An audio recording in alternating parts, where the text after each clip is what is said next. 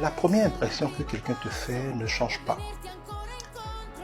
Par la suite, tu ne cherches pas à le découvrir davantage pour te faire une idée de lui ou d'elle, mais tu cherches inconsciemment en elle ou en lui de quoi confirmer la première impression qu'il ou elle t'a fait. Si tu as l'impression que quelqu'un est une très bonne personne, alors que c'est faux, que tu es dans l'illusion, tu auras tendance à te focaliser, à faire le zoom, à te concentrer sur tout ce qui viendrait te confirmer cela, pour te prouver que tu n'as pas tort.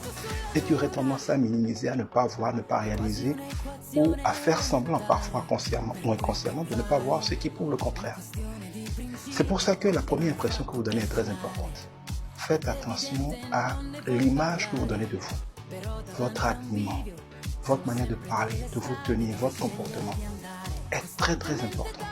Si la première fois que ton homme t'a rencontré, c'est dans une boîte de nuit, alors que toi, la femme, tu étais sous, habillée comme une prostituée, au milieu de 4 garçons, et que tu embrassais tout le monde, lui y compris, et que finalement, il est rentré avec toi, donc comme une prostituée, que vous avez couché ensemble, et que quand vous êtes réveillé le matin, vous êtes devenus amis, que finalement, vous avez commencé à sortir ensemble, toute la suite de votre relation, même s'il ne le dit pas, même si lui-même n'en est pas conscient, il t'aura positionné dans son esprit comme une prostituée, comme une fille facile, comme une fille que n'importe qui peut avoir et qu'il n'est qu'un parmi ceux-là.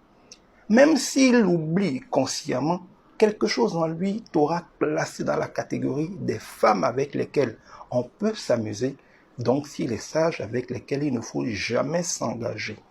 Il va jouer avec toi autant qu'il pourra, mais quand viendra l'heure d'être contraint de s'engager, il va t'abandonner.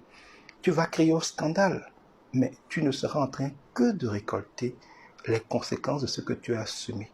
Tu es rentré dans sa vie comme une prostituée, et jamais il ne te positionnera dans son esprit comme une reine, comme une épouse. L'inverse est vrai pour les hommes. Si tu rentres dans la vie d'une femme comme le playboy, le coureur de jupons, le bon séducteur, le bon coup au lit, celui qui peut dépenser beaucoup d'argent, peut faroter, c'est bien pour elle, elle va te suivre, elle va sortir avec toi. Mais elle va être là pour profiter, pour te faire dépenser. Elle va être comme ta prostituée. Tu vas en jouir, elle va en jouir de ton portefeuille, entre autres toi, de son corps. Mais dans son esprit, tu n'es pas un mari. Tu n'es qu'un client, même si pour avoir ton argent, elle va te bleuir. Mais si tu tombais amoureux dans cette relation et que tu espérais que tu vas la voir comme une épouse, non. Même si elle acceptait d'être ton épouse par intérêt, en fait, elle va te tromper parce que dans la position que tu as dans son cœur, tu n'es qu'un client parmi tant d'autres. Elle continuera de se prostituer. Les mêmes causes produisent les mêmes effets. La manière dont une relation commence et termine ce qu'elle sera. Ne l'oublie pas et comprends ainsi ce que tu vis.